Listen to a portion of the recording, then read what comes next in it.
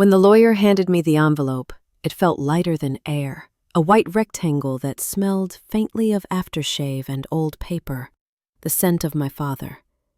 I remember how my fingers trembled as I broke the seal, the faint scrape of the metal key against the paper inside. "He left you the house," the lawyer had said, his tone measured, his eyes cautious. I nodded, pretending to understand the weight of those words. But deep down, something didn't feel right. Because if my father really wanted me to have that house, why didn't the keys fit the front door? I'm Amelia, 38 years old, divorced, no children. My father, Richard Cooper, passed away 3 months ago after a short battle with lung cancer. The disease had stripped him of his voice long before it took his breath. The last time I saw him, he was sitting by the hospital window, staring at the sky like he was memorizing it. I remember placing my hand over his and whispering, "You can rest now, Dad." He blinked once, slow and deliberate, as if saying goodbye not just to me, but to a truth he never told. The house he left me stood on the edge of Maplewood, an old neighborhood filled with big oaks and faded mailboxes. I hadn't been back since I was 16, the year I packed my bags and left for college, promising never to return. That house was where my mother died, and though no one ever said it out loud, it was also where something else had died. Trust, love, maybe even family itself. Driving up the familiar street, my chest felt tight. Every turn was a ghost. The cracked driveway was still lined with dandelions. My mother used to call them wishes in disguise. The white paint had peeled from the shutters, and the porch sagged like it had been waiting too long for someone who never came. I got out of the car, clutching the small brass key, and walked up the steps that creaked beneath my weight. When I pushed it into the lock, it didn't turn. At first, I thought maybe I was just nervous. My hands shook. I tried again, firmer this time, but it wouldn't budge. The key didn't fit. I knelt down, staring at the doorknob like it might explain itself. The brass was new, the screws shiny. Someone had changed it recently. But who? I circled the house, trying the back door, the side entrance by the kitchen, even the small basement hatch. None of them worked. The house I had been given was locked to me. From the outside, it was mine, but inside, it belonged to someone else. That night, I checked into the only motel in town, the same one with peeling floral wallpaper and buzzing neon lights that looked like they hadn't been replaced since the 80s. I sat on the bed, the key lying beside me on the scratchy blanket, and stared at it for what felt like hours. I thought about calling my half-brother Noah, but we hadn't spoken in years. He hadn't even come to the funeral, though rumor had it he showed up the next day to help with arrangements. We were half-siblings only by blood, not by bond. After Mom died, Dad remarried quickly. His new wife, Diane, was beautiful and poised, the kind of woman who smiled with her teeth, but not her eyes. She brought Noah with her, a quiet, pale boy 2 years younger than me. I tried to befriend him at first, but Diane made it clear. "You and Noah don't need to be close. You have different mothers, different lives." She said it softly, but her words stuck like shards of glass. Over time, Dad grew distant. He stopped coming to my recitals, stopped asking about my grades. Every decision he made seemed to orbit around Diane and Noah. When I left for college, he didn't come to the airport. He just sent a check and a note that read, "Be good. Don't forget where you came from." I remember staring at those words, wondering what they meant, because the only thing I wanted was to forget where I came from. But now, years later, the past had found me. And it was waiting behind a locked door. The next morning, I went back to the house. This time, I brought coffee, determination, and a locksmith. The man was in his late 50s, with a calm voice and hands that looked like they could open any secret. "Nice place," he said, though his tone made it sound like a question. I nodded. "It was my father's," I replied. "He left it to me." He studied the lock, twisting his tools expertly. "Well, somebody didn't want you getting in easy," he muttered.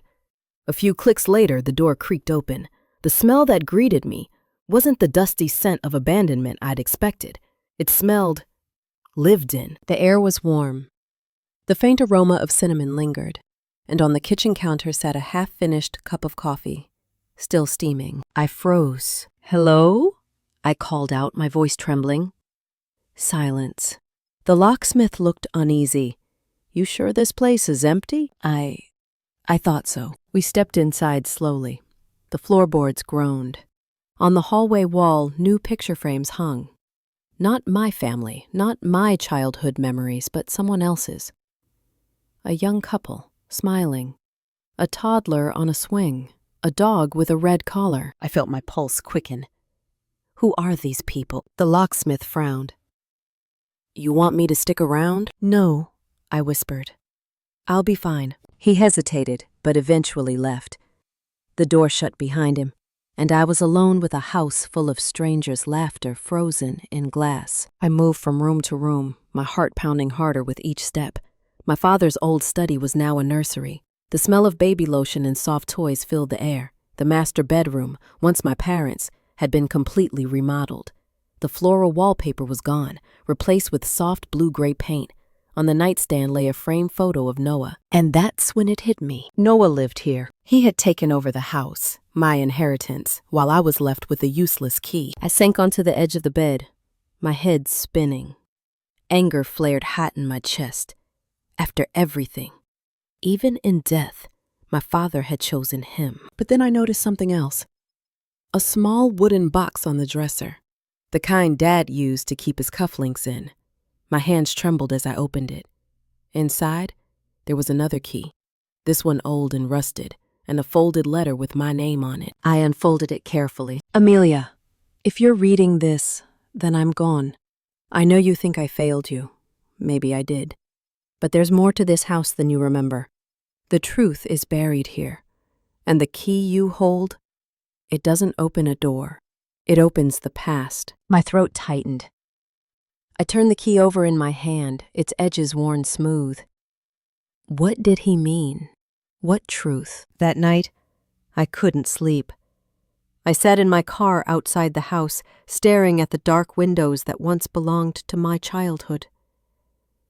The light in the upstairs room flickered once, then went out. Someone was home. I thought about marching up there, demanding answers, but something stopped me. Maybe fear. Maybe curiosity. I wanted to know why. Why had my father left me a key that didn't fit? Why had Noah moved in before the will was even read? So I waited. The next morning, just as the sun began to rise, the front door opened. Noah stepped out, holding a baby monitor in one hand and a mug in the other. His hair was messy, his t-shirt stained. He looked older, tired, but still carried that quiet arrogance I remembered. When he saw me, his expression froze. "Amelia?" "Morning," I said softly. "Nice place." He didn't answer right away.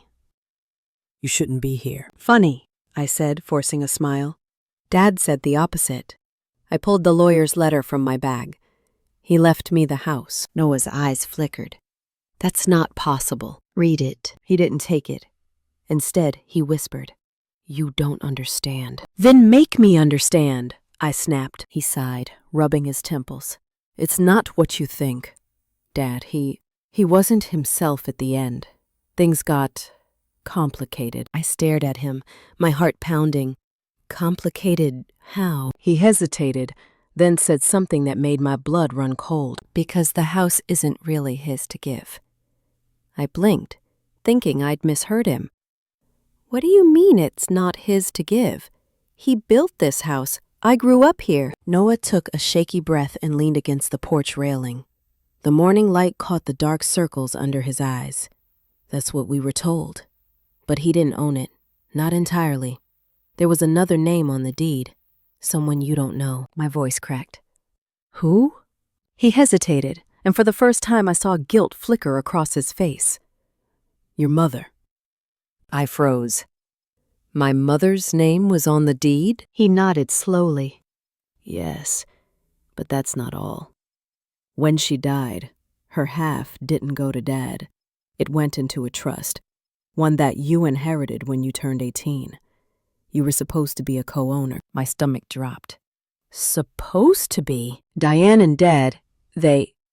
He stopped, lowering his head. They never told you. Dad said it was better that way. For a moment, the world tilted. The air around me thickened. You're lying, I whispered. Why would my father hide something like that from me? Noah's jaw tightened. Because there's something about Mom's death he didn't want you to find out. I stepped back, shaking my head. No, don't do this. Don't twist things. He looked at me then, really looked, with the weary eyes of someone who'd carried a secret too long. You think I wanted any of this? You think I wanted to be the favorite? To live in a house full of ghosts? Dad wasn't a bad man, Amelia, but he made choices to protect himself. And you were the casualty. I could barely breathe. Protect himself from what? Noah's lips parted, then closed again. You should see it for yourself, he said finally. The basement. There's a locked trunk under the stairs. Maybe your key fits that. He walked back inside, leaving me standing on the porch with my heart pounding so hard it hurt. The basement. The word alone brought back the faint smell of oil and damp cement. The place I used to avoid as a kid because I swore it was haunted. I didn't want to go down there, but my hands moved on their own. I went inside, the floorboards creaking beneath me, the air stale and heavy. The basement door groaned as I pulled it open. A single bulb flickered at the bottom of the stairs, casting trembling shadows across the walls. Each step I took echoed like a heartbeat, and there it was. An old chest tucked beneath the wooden stairs, covered in dust but still solid. I knelt down, brushing my fingers across the worn lid. The brass lock was old-fashioned, the kind you'd see in antique stores. My father's key slid in perfectly. When I turned it, I heard the soft click of truth unlocking itself. Inside, wrapped in yellowed linen, were stacks of letters, all addressed to me, none of which I had ever received. The first one on top was dated June 12, 1999, the year after my mother's death. My name, written in my father's neat handwriting, stared back at me. I unfolded it, hands trembling. My dearest Amelia, there are things I wish I could tell you face to face, but I'm afraid you'd never forgive me. Your mother's death wasn't an accident, and I wasn't the man you thought I was. I made choices that destroyed us both. I told myself it was for you, but maybe that was a lie I clung to because the truth was too ugly to face. My breath hitched. I scanned the next few lines, tears welling in my eyes. The night your mother died, we argued. She wanted to leave. She'd found something, a letter, something that proved the house wasn't really mine. She said it was hers to protect for you. I tried to stop her. She fell. It wasn't supposed to happen that way. I never meant asterisk. The page ended there, torn off mid-sentence. I froze. My heart thundered in my chest. My father? Killed her? I searched the trunk for more. Dozens of letters, some sealed, some half-written, others too stained with time to read. The further I dug, the more I realized he had tried, desperately, to confess, but never found the courage. Then I found something heavier, a small leather-bound notebook, my mother's. Her handwriting was soft, looping, familiar, like a voice from another world. The first page read, "If anything happens to me, Amelia must know the truth about Diane. She's not who she says she is." I froze. My hands went cold. I flipped through the pages, each one filled with detailed notes, observations, fears. My mother had discovered that Diane was not just Dad's new wife. She was his former secretary, someone who had been manipulating him for years, blackmailing him with information about shady business deals. When my mother threatened to expose it, she vanished, and the story became an accident. I clutched the notebook to my chest, tears streaming down my face. Every memory of my father, the bedtime stories, the piano lessons, the gentle smiles, crumbled like ash. He hadn't just betrayed my mother. He'd betrayed me, too. I didn't know how long I sat there on the cold concrete floor, the light flickering above me, surrounded by ghosts of paper and guilt. When I finally climbed the stairs, sunlight was bleeding through the curtains. Noah was standing in the living room holding a baby in his arms. "You found it, didn't you?" he said softly. I nodded, numb. "You knew?" He looked away. "Not everything. I knew there were secrets, that Dad and Diane had done things to keep the family together. But I didn't know about your mom." I laughed bitterly. Keep the family together? They buried it alive. He didn't argue. He just stood there, rocking the baby gently. "You're not the only one who lost something, Amelia. Dad wasn't kind to me either. He made me believe I had to earn love, that being quiet and obedient would make me worthy. But in the end, he used us both." Something inside me softened for a second, then hardened again. "You still took the house," he sighed. "I didn't know he left it to you." "Diane changed the locks right after he died. She said it was for security. I thought it was hers to give. She moved me and my family in because she said you wanted nothing to do with us." Diane, of course. The puppeteer behind every string. "Where is she now?" I asked. "She left 2 weeks ago," he said. "Something about moving to Florida. She said she'd done her part." My grip tightened around the notebook. "Her part," I echoed. "That woman destroyed everything." Noah shook his head slowly. "Maybe, but holding on to hate won't fix it." I looked around the room. The walls repainted, the furniture new, but the ghosts still whispering through the cracks. "No," I said. "But it's time someone remembered what really happened here." That afternoon, I drove to the lawyer's office again. He looked startled when I placed the trunk on his desk.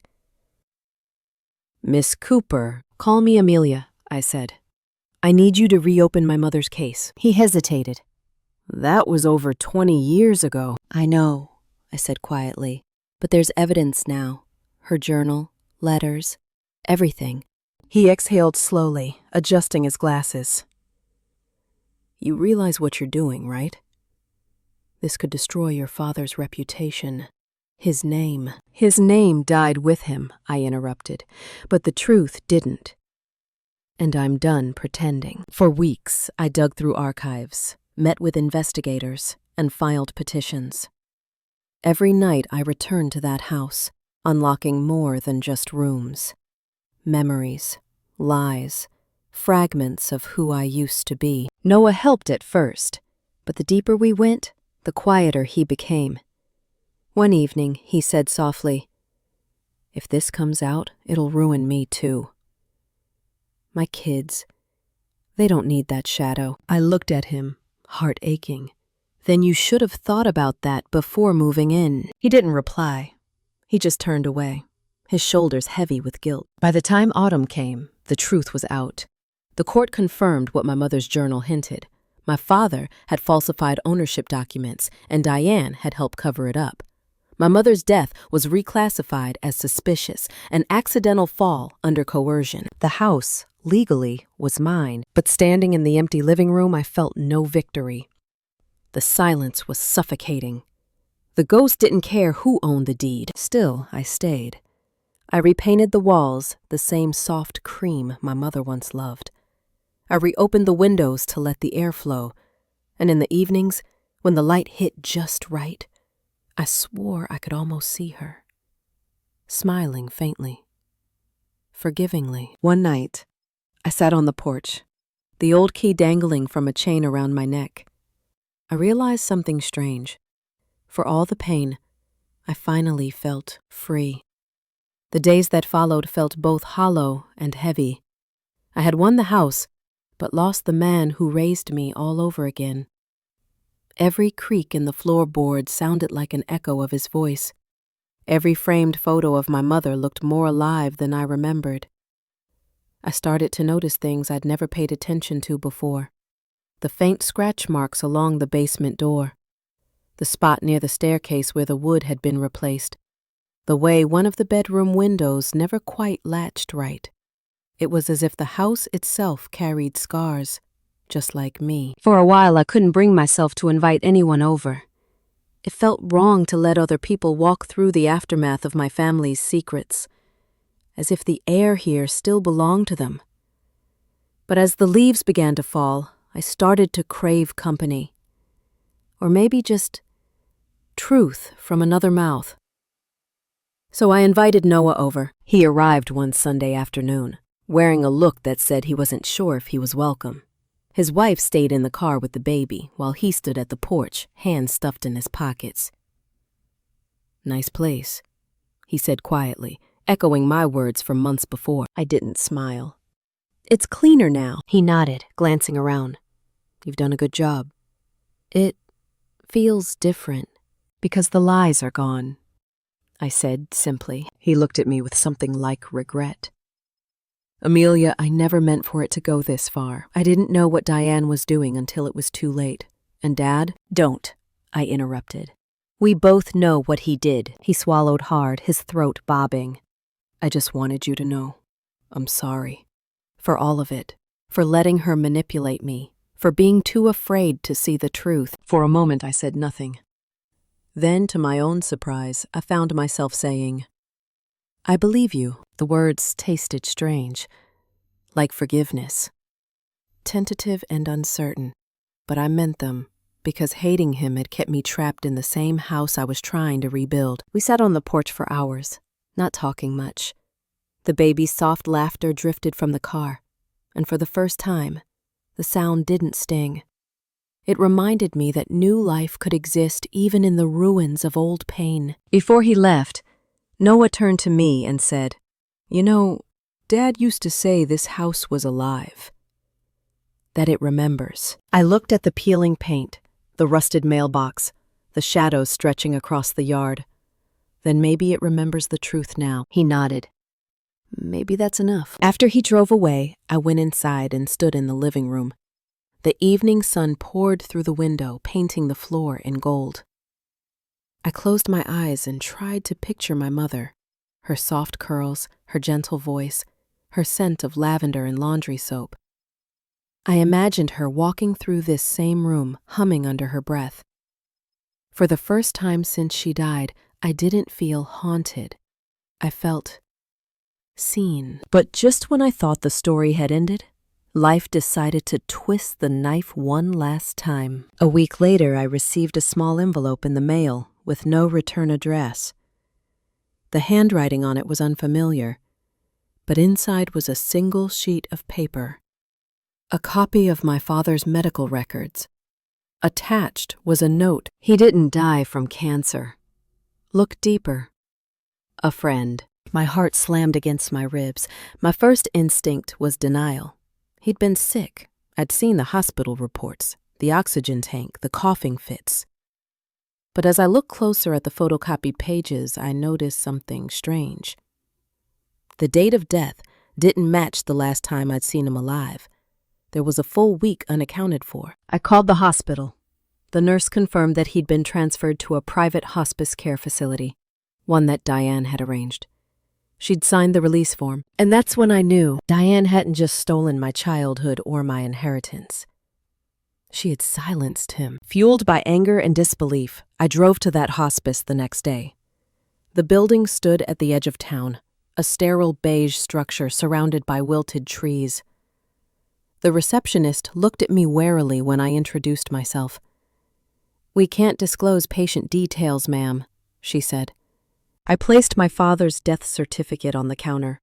He was my father, and I think something happened to him here.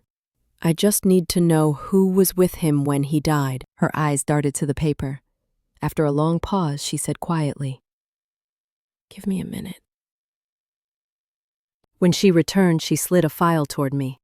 "You didn't get this from me." Inside were records showing that Diane had visited daily during his final week. But so had someone else, a man named Paul Henderson. I didn't recognize the name, but the emergency contact listed beneath it made my blood run cold. Relationship, husband. Diane had a secret husband. The realization hit like lightning.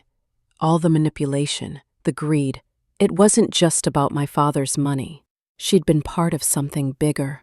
And when my father tried to cut her off, she'd made sure he never spoke again. That night, I drove home in a fog of fury. The wind howled through the trees, and by the time I reached the house, my hands were trembling so hard I could barely hold the keys.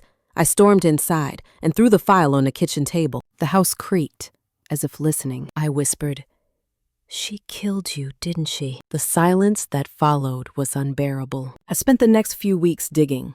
I found out that Diane had drained several of my father's accounts before his death. Transactions signed under medical expenses. She disappeared with nearly $500,000, and the trail led straight to Florida. I hired a private investigator. He found her within days, living in a luxury condo in Palm Beach, under a new name, Mrs. Henderson. She wasn't even trying to hide. When I saw the photos he sent, something inside me snapped. Her new life. Expensive clothes, champagne glasses, ocean views, was built on the ashes of mine. Revenge isn't a fire that starts all at once. It's a slow burn. And mine had been smoldering for decades. I called her one night. "Diane?" A pause. "Who's this?" "It's Amelia." Silence. Then a sharp intake of breath. "Oh, darling. I didn't expect to hear from you." "Save it," I said coldly. "You killed him." Her laugh was small, brittle. "You don't know what you're talking about. I have the records." "I know about Paul. About the transfers." For a long time, she said nothing. Then, in that smooth, manipulative tone I remembered so well, she whispered, "Your father was dying anyway." He was going to take everything away from me. I just sped up what was inevitable. My hand shook so hard I nearly dropped the phone. "You murdered him." "Don't be dramatic," she said. "You got the house." "You got your truth. Let the dead stay buried, Amelia. Trust me, digging them up will only ruin you too." And then she hung up. Her words echoed in my head for days. Let the dead stay buried. But how could I, when the woman who destroyed my family still breathed? I went to the police with everything. The files, the letters, the recordings. They reopened the investigation. It took months, but eventually the pieces fell into place. Diane and Paul were charged with financial fraud and assisted homicide. When the verdict came, I didn't cry. I didn't cheer either. I just sat in a courtroom staring at her face, older now, but still cold and beautiful. When they led her away in handcuffs, our eyes met. For the first time, I saw fear in hers. That was the day I finally felt free. But freedom is strange. It doesn't taste like triumph. It tastes like silence. The kind that fills a house after the storm is past. That night, I walked barefoot through the halls of the Cooper house, tracing the wood grain with my fingertips. The same walls that once held secrets now held something different. Peace. In the living room, I lit a single candle and placed it beside my mother's photograph. The flame flickered, reflected in her soft smile. "It's over, Mom," I whispered. "We're free." I swear I felt the air shift. Light, forgiving, like a sigh. For the first time, I locked the front door not out of fear, but because it was mine. Winter came quietly that year, like an apology. Snow blanketed the yard, softening a world into something still and forgiving. For the first time in decades, I didn't dread the sound of silence. It didn't echo with guilt or ghosts anymore. It just was. I'd started teaching again, writing classes at the community center. My students were mostly older women with stories they'd never told anyone. They came in nervous, clutching notebooks. But by the second week, the words would spill out like rivers breaking through old dams. Some of them cried while reading. Some laughed. I always told them the same thing. The truth hurts more when you hide it. Once you write it down, it becomes something you can live with. And I realized I wasn't just talking to them. I was talking to myself. Every night after class, I'd come home to the house, my house. The walls no longer felt like barriers. They felt like witnesses.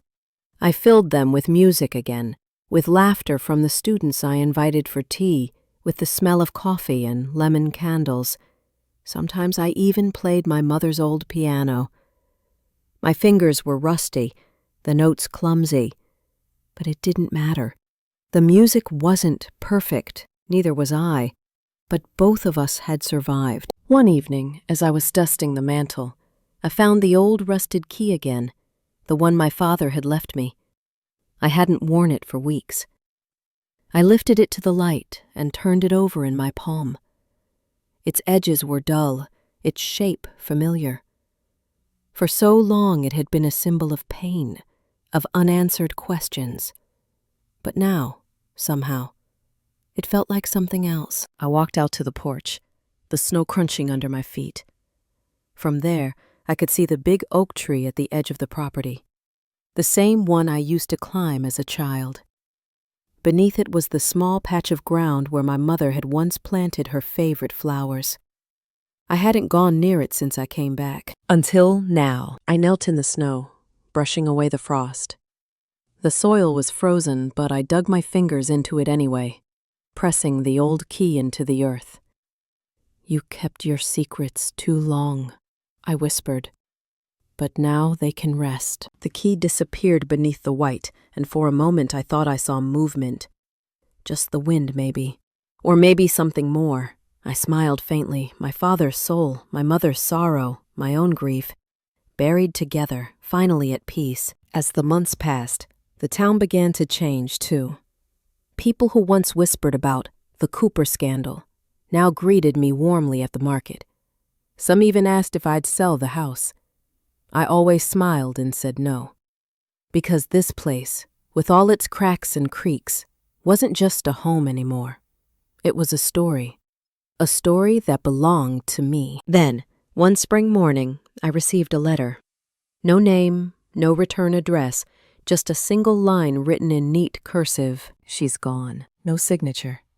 But I didn't need one. I knew. Diane had died in prison. For a long time, I just stood there, staring at the paper. I expected relief, maybe even triumph. But what I felt instead was something heavier. Pity.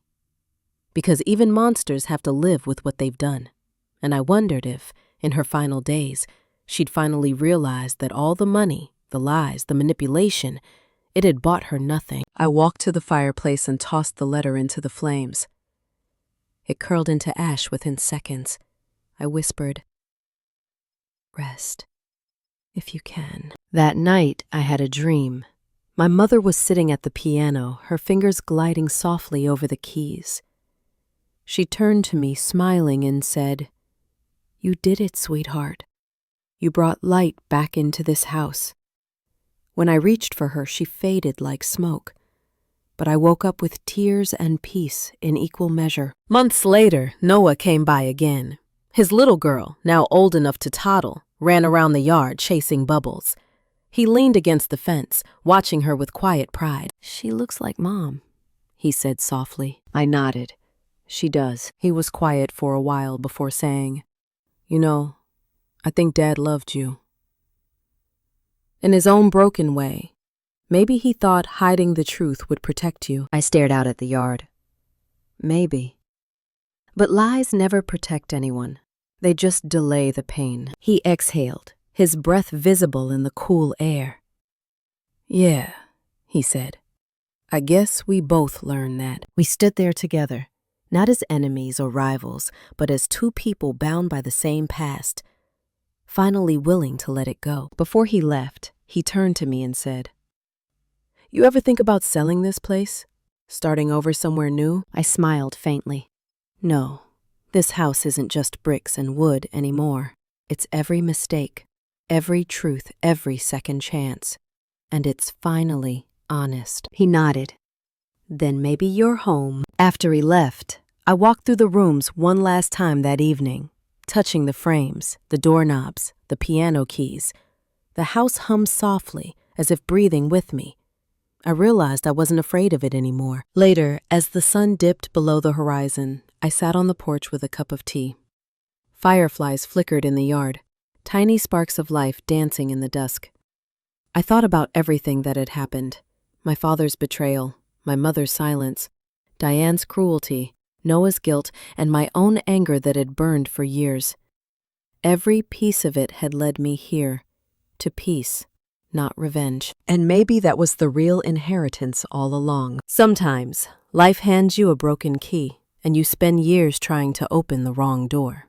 But eventually you realize the key wasn't meant for a lock.